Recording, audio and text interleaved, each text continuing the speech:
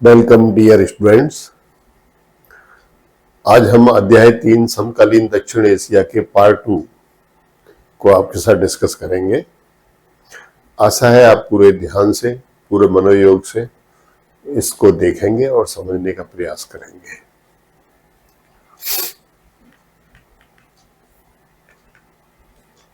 ये पार्ट 2 का पाठ प्रत्यय है। बांग्लादेश में लोकतंत्र, नेपाल में राजतंत्र और लोकतंत्र, श्रीलंका में जातीय संघर्ष और लोकतंत्र। यानी आज हम बांग्लादेश, नेपाल और श्रीलंका में लोकतंत्र किस तरह से आया,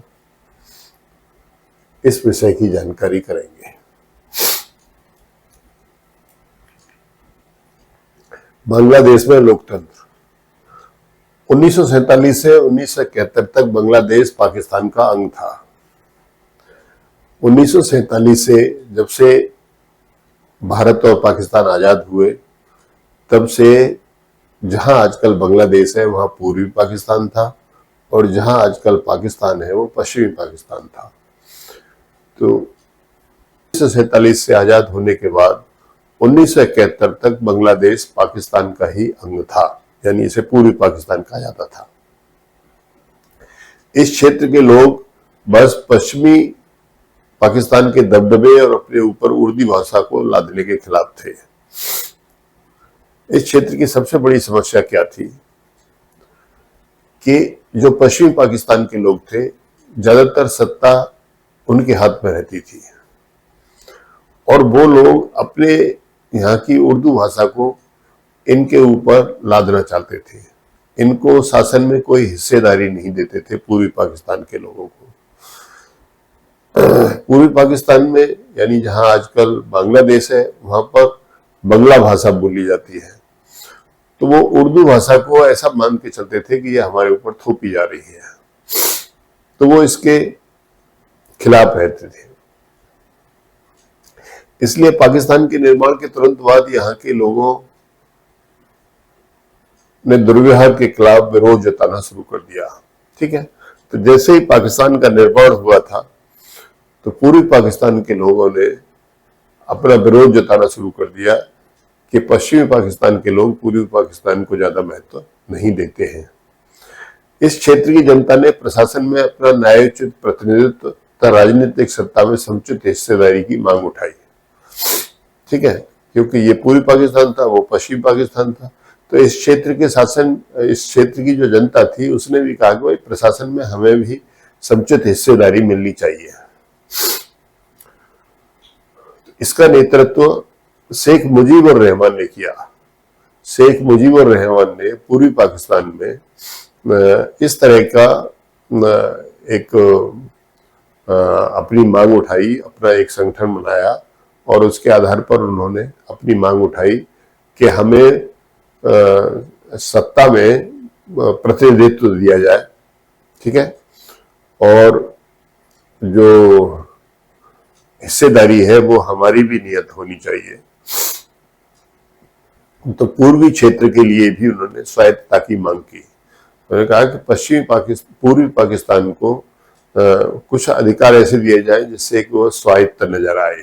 ठीक है, तो इसकी मांग को उठाया शेख मुजीबुर रहमान ने।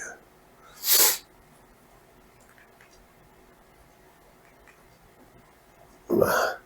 1970 के चुनाव में शेख मुजीब की आवामी लीग को पूर्वी पाकिस्तान की सारी सीटों पर विजय मिली और संपूर्ण पाकिस्तान के लिए प्रस्तावित संविधान सभा में बहुमत हासिल हो गया। अब 1970 में चुनाव हुए, तो उस चुनाव में शेख मुजीब की जो पार्टी थी आवामी लीग, उस आवामी लीग को पूर्वी पाकिस्तान की सभी सीटें मिली। एक भी सीट पश्चिमी पाकिस्तान की पार्टियों को नहीं मिली, बल्कि सभी की सभी सीटें जो है वो आवामी लीग को मिली। तो इससे क्या हुआ, इससे पाकिस्तान में जो संविधान सभा बन रही थी, उस संविधान सभा में भी अब बहुमत किसका हो गया, शेख मुजीबुर रहमान की आवामी लीग पार्टी का बहुमत हो गया। तो पश्चिमी पाकिस्तान के नेताओं ने इसे नहीं माना उन्होंने कहा नहीं नहीं, उन्होंने इसे नहीं माना और शेख मुजीब को गिरफ्तार करके जनरल याहिया खां के सैनिक शासन में बंगाली जनता के आंदोलन को कुचलने की कोशिश की। शेख मुजीब को गिरफ्तार कर लिया गया। उस समय जनरल याहिया खां का शासन था पाकिस्तान के ऊपर। तो जब शेख मुजीब को गिरफ्तार कर लिया गया तो वहां की जनता ने आंदोलन किया, तो उस आंदोलन को कुचलने की कोशिश सैनिकों ने की, सेना ने की। हजारों लोग पाकिस्तानी सेना के हाथों मारे गए और करोड़ों लोग भारत पलायन कर गए। ठीक, जिससे भारत के सामने शरणार्थियों की समस्या आ खड़ी हुई। भारत में करीबन 2 करोड़ लोग आ गए थे उस समय पर। तो अब उन 2 करोड़ लोगों को खिलाना पिलाना, उनको रखना, ठीक है, उनकी चिकित्सा संबंधी आवश्यकताओं की पूर्ति करना, ये भारत सरकार के ऊपर एक वजन पड़ गया, बहुत तगड़ा वजन पड़ गया। भारत ने पूर्वी पाकिस्तान के लोगों की आजादी की मांग का समर्थन किया और उन्हें वित्तीय एवं सैनिक सहायता दी। तो इस समय पर हमारा देश भी नहीं चाहता था, भारत भी नहीं चाहता था कि पाकिस्तान 2 जगहों में बटा रहे, एक पूर्वी और एक पश्चिमी। तो वो पूर्वी पाकिस्तान को एक स्वतंत्र देश बनाने के पक्षधर थे। तो उन्होंने वहां के उस आंदोलन को, उस आजादी की मांग को भारत की सरकार ने जो है समर्थन किया और उन्हें वित्तीय एवं सैनिक सहायता दोनों तरह की उनको दी। ठीक है, तो वहां एक संगठन बना मुक्त वाहिनी। ये मुक्त वाहिनी संगठन जो था, ये पाकिस्तान की सेना के अत्याचारों के विरोध में खड़ा हुआ था। ठीक है, तो उसको सैनिक सहायता जो है भारत सरकार ने दी है। देखिए, ये शेख मुजीबुर रहमान है जिन्होंने आवामी लीग पार्टी बनाई थी और 1970 से ही ये जो है पूर्वी पाकिस्तान को स्वायत्तता देने की मांग करते रहे थे। और जब 1970 में चुनाव हुआ तो इनकी पार्टी को 100% सीट इन्हीं की पार्टी को मिली। ठीक है, ये जनरल जियाउर रहमान है। इन जियाउर रहमान ने शेख मुजीब की हत्या करवा दी और खुद शासक बन गए। शेख मुजीब को सत्ता से हटा दिया। वो कैसे आगे आएगा अभी आपको बताते हैं।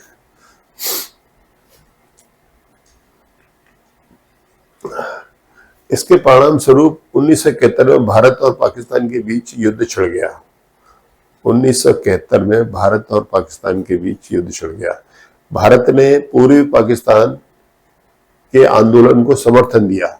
इसके बदले में पश्चिमी सीमा पर, हमारे देश की पश्चिमी सीमा पर पाकिस्तान ने आक्रमण कर दिया। ठीक है, तो युद्ध छिड़ गया। युद्ध की समाप्ति जब हुई तो ये 3 दिसंबर को युद्ध स्टार्ट हुआ, 1971 3 दिसंबर को, और ये जो है 15-16 दिसंबर में जाकर के खत्म हुआ।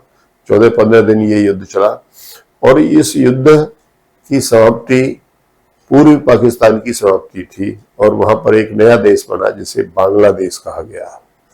ठीक है, बांग्लादेश ने अपना नया संविधान बनाया। उसमें अपने को धर्मनिरपेक्ष, लोकतांत्रिक तथा समाजवादी देश घोषित किया। बांग्लादेश ने अपना नया संविधान बनाया, उसमें अपने को धर्मनिरपेक्ष घोषित किया, लोकतांत्रिक घोषित किया और समाजवादी देश घोषित किया। और संसदीय प्रणाली के स्थान पर अध्यक्षात्मक शासन प्रणाली को मान्यता मिली। इन्होंने संसदीय की जगह पर अध्यक्षात्मक शासन प्रणाली, जैसे अमेरिका में होता है, अमेरिका का प्रेसिडेंट होता है, उस तरीके से अध्यक्षात्मक शासन प्रणाली को मान्यता दी। 1975 के अगस्त में एक नई घटना हुई। सेना ने शेख मुजीब के खिलाफ बगावत कर दी। शेख मुजीब जो है यहाँ के राष्ट्रपति थे। ठीक, और उनके खिलाफ बगावत कर दी और उनको मार दिया 1975 में। यानी 1971 में स्थापना हुई और 1975 में 4-5 साल बाद ही शेख मुजीब को मार दिया गया। सैनिक शासन जियाउर रहमान 1979 तक शासक रहा। ठीक है, जो मैंने अभी आपको दिखाया था जियाउर रहमान, वो 1979 तक शासक रहा। बाद में उसकी भी हत्या लेफ्टिनेंट जनरल एच.एम. इरशाद ने करवा दी और वो शासन की बागडोर उसने संभाल ली। Lieutenant general H M. इरशाद ठीक ने शासन की बागडोर संभाल ली। लेकिन जनता के विरोध के बाद 1990 में उसे राष्ट्रपति पद छोड़ना पड़ा। जनता ने उसका विरोध किया। ठीक है, तो 11 साल बाद 11 साल तक वो शासक रहा, 1982 से लेकर के 1990 तक, और उसके बाद उसे राष्ट्रपति पद छोड़ना पड़ा। और यहाँ पर 1991 से बहुदलीय लोकतंत्र कायम है। ठीक है, 1991 से आज तक बहुदलीय लोकतंत्र कायम है। लेकिन अभी जो शेख हसीना है वो शेख मुजीबुर रहमान, तो उन्होंने जब उनकी पार्टी अवामी लीग को अभी किस तरीके से बांग्लादेश में चेंज हुआ है वो सब आप लोगों ने देखा है। उन्हें वहां से भगा दिया गया है। ठीक है, और जियाउर रहमान की जो पत्नी है उसकी पार्टी को प्रमुखता दी जा रही है, उसको वहां रखा जा रहा है।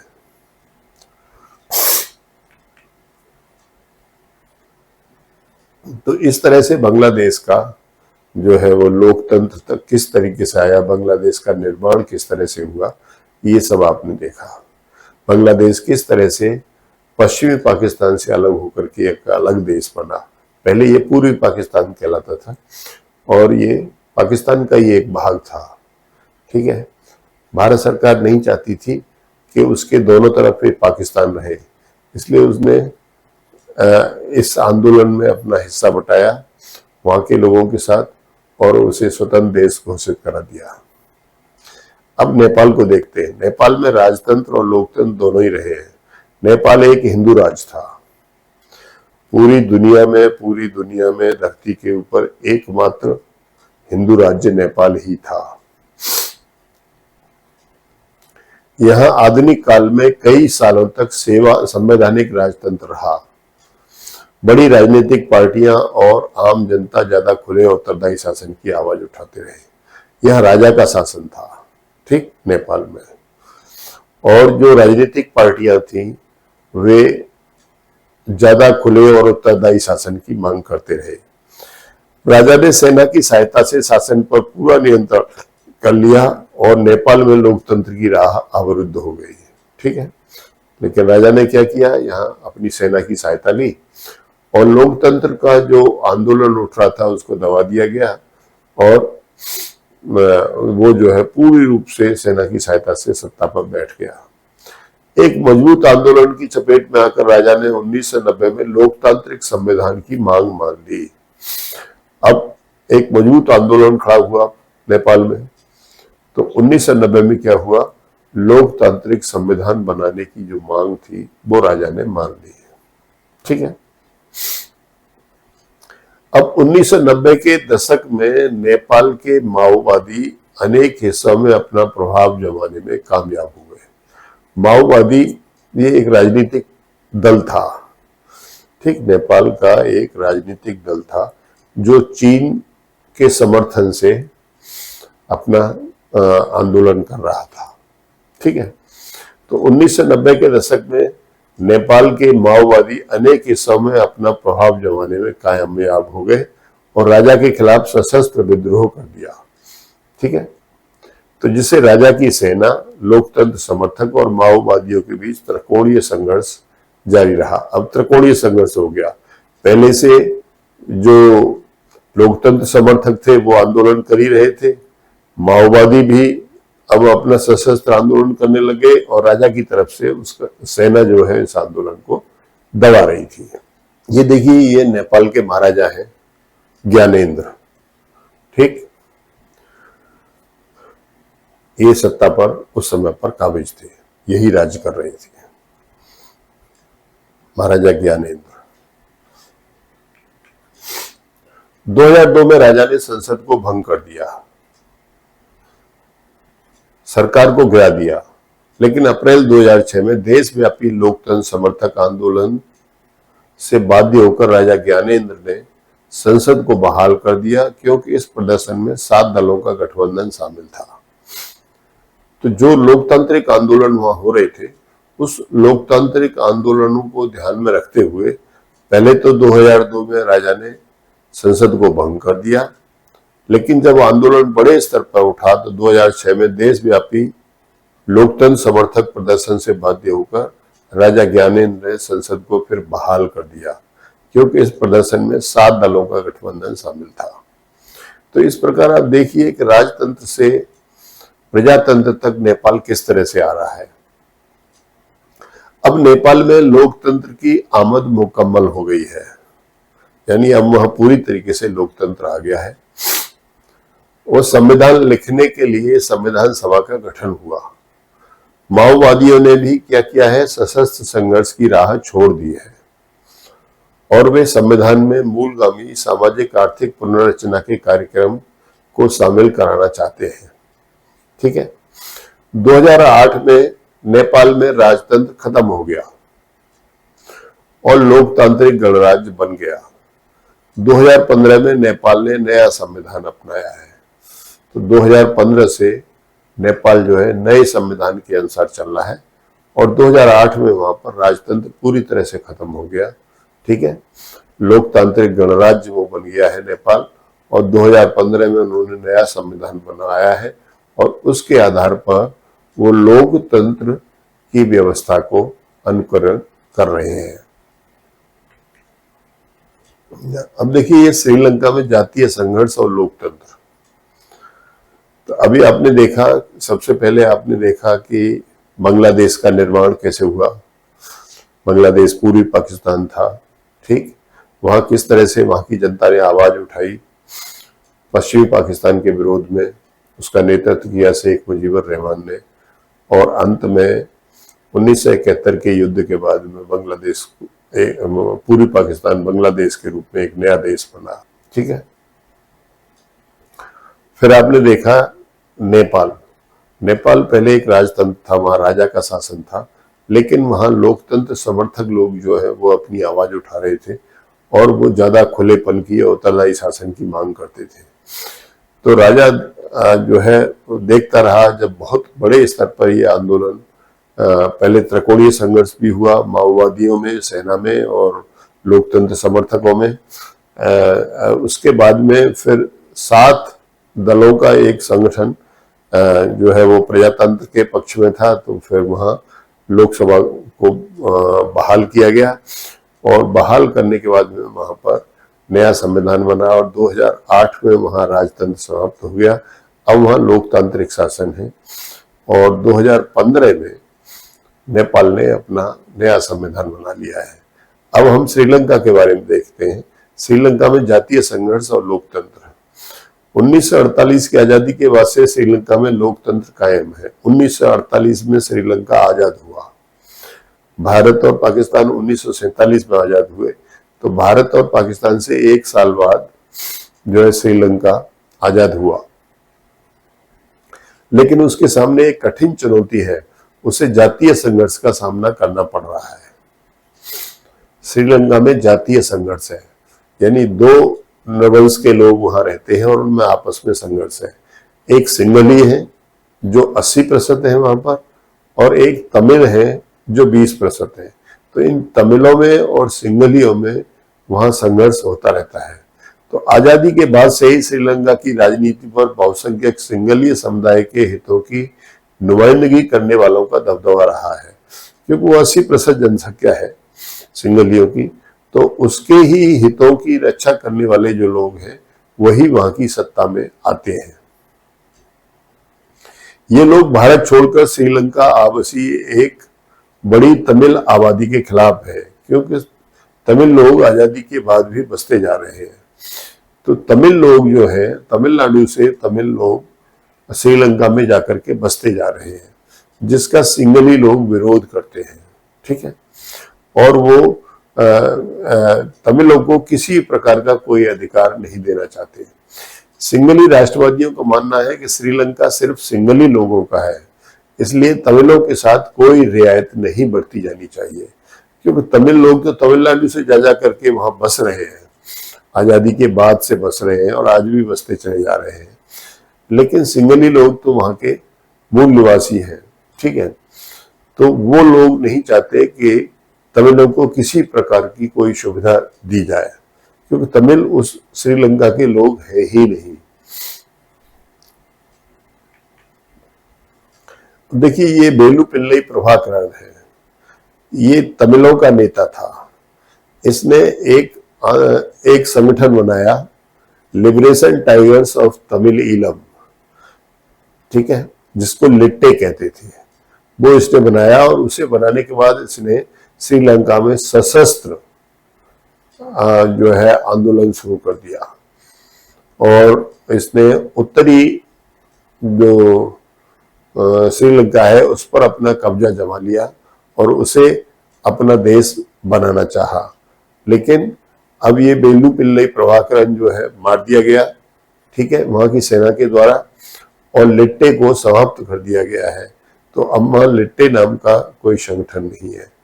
तो ये प्रभाकरन जो है ये लिट्टे का लीडर था, ठीक है, जो तमिलों की आवाज उठा रहा था श्रीलंका में।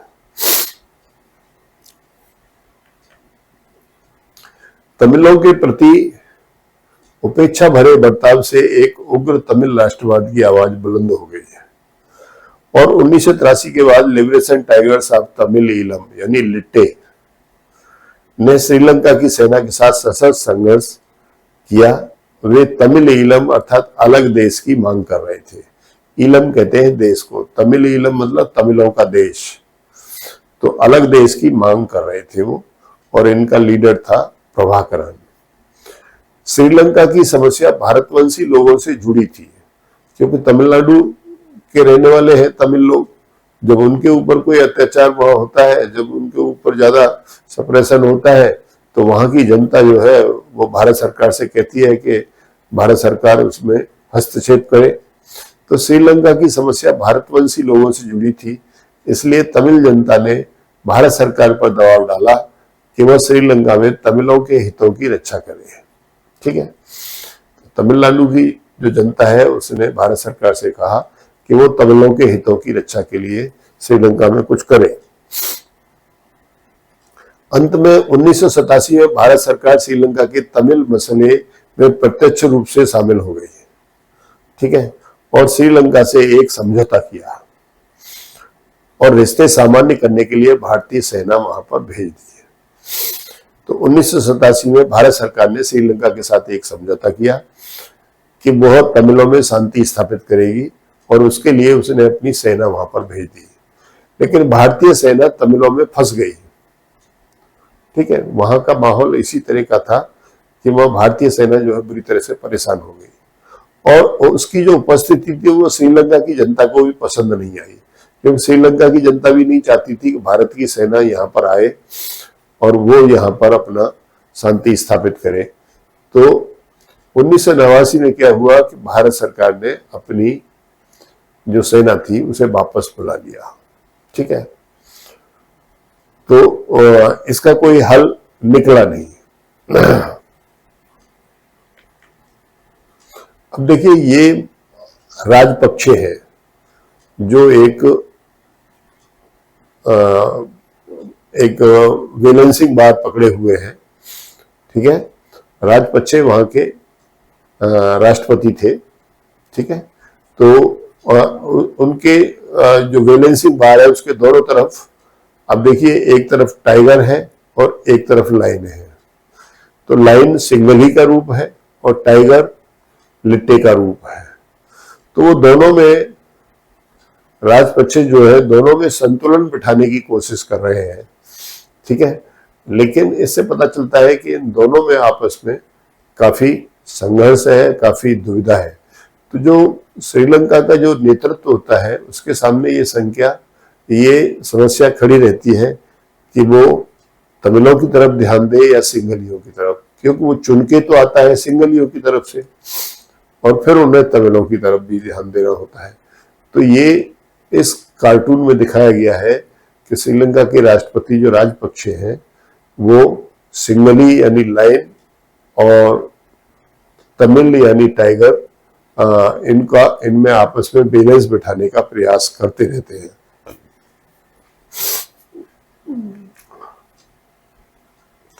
इस संघर्ष को खत्म कराने के लिए नॉर्वे और आइसलैंड जैसे देशों ने भी प्रयास किए। नॉर्वे और आइसलैंड, नॉर्वे और आइसलैंड। श्रीलंका का ये तमिल और सिंगलियों का जो संघर्ष था, इसको समाप्त कराने के लिए यूरोप के देश नॉर्वे और आइसलैंड ने भी प्रयास किया। सशस्त्र संघर्ष समाप्त हो गया क्योंकि 2009 में लिट्टे को खत्म कर दिया गया। 2009 में लिट्टे ही खत्म हो गया। ठीक है। अब संघर्षों की चपेट में रहने के बावजूद श्रीलंका ने अब इतना संघर्ष रहा है, यहाँ पर इतने सालों तक संघर्ष रहा है तमिलों में और सिंगलियों में, उसके बावजूद भी श्रीलंका ने आर्थिक वृद्धि और विकास के उच्च स्तर को हासिल किया है। जनसंख्या वृद्धि दर यहाँ पर नियंत्रित कर ली गई है। यहाँ पर जो जनसंख्या वृद्धि दर है उसको नियंत्रित कर लिया गया है। ठीक है। और उसी की वजह से यहाँ आर्थिक वृद्धि हुई है और विकास हुआ है। दक्षिण एशिया के देशों में सबसे पहले श्रीलंका ने अर्थव्यवस्था का उदारीकरण किया। यानी दक्षिण एशिया के देश जो 7-8 देश हैं, जो मैंने आपको कल मानचित्र में दिखाई थे, उनमें भारत भी एक है। तो उनमें श्रीलंका ने सबसे पहले अर्थव्यवस्था का उदारीकरण किया था। और गृह युद्ध से गुजरने के बाद भी, काफी साल तक यहाँ गृह युद्ध रहा, उसके बाद भी यहाँ की प्रति व्यक्ति सकल घरेलू उत्पाद दक्षिण एशिया के देशों में सबसे ज्यादा है। तो श्रीलंका एक विकसित देश है और वहां का जो सकल घरेलू उत्पाद है वो दक्षिण एशिया के देशों में सबसे ज्यादा है। अंदरूनी संघर्ष के झंझावातों को झेल कर भी श्रीलंका ने लोकतांत्रिक राज्य व्यवस्था आज तक कायम रखी है, अर्थात वहां कभी सैनिक शासन नहीं हुआ है। 1948 में जब वो आजाद हुआ तब से लेकर के आज तक श्रीलंका में लोकतांत्रिक राज्य व्यवस्था ही रही है, ठीक उसी तरीके से जैसे भारत में रही है। भारत में लोकतांत्रिक व्यवस्था है, यहाँ कभी सैनिक शासन नहीं आया। उसी तरह से श्रीलंका में भी कभी सैनिक शासन नहीं आया, वह लोकतांत्रिक शासन व्यवस्था ही कायम रही है। और वहां की प्रति व्यक्ति सकल घरेलू उत्पाद दक्षिण एशिया के देशों में सबसे ज्यादा है। उन्होंने जनसंख्या नियंत्रित कर ली है। ठीक है। उनका आर्थिक वृद्धि और उनका जो विकास है उसका उन्होंने उच्च स्तर हासिल कर लिया है। ठीक है। तो इस तरह से आप देखिए कि श्रीलंका जो है वो पूरी तरह से एक समृद्ध देश बन गया है, जबकि वहां लंबे समय तक गृह युद्ध होता रहा सिंघली और तमिलों में। इस तरह से ये अध्याय 3 का पार्ट 2 जो है पूरा होता है। ठीक है। और अगले पार्ट के लिए हम अगले सेशन में आपके साथ संपर्क करेंगे। तब तक के लिए